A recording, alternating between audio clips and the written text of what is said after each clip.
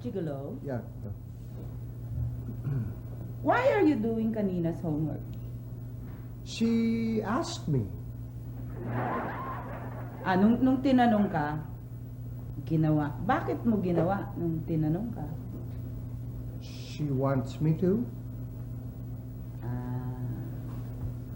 Gog! You're... Wala na tayong champagne. Okay na ba yung spumante? Spumante? Mm-hmm. Alright. Okay. Crash tires, ha? Okay. In other words, I have this feeling na gusto mong tumulong. Yeah. Well, whilst I'm doing her homework, Mhm. she can do her makeup and nails. I and see. Diba? Gigolo, Yeah. read my lips. Sa palagay mo kaya nakakatulong ka kay kanina pag ginagawa mo yung homework niya?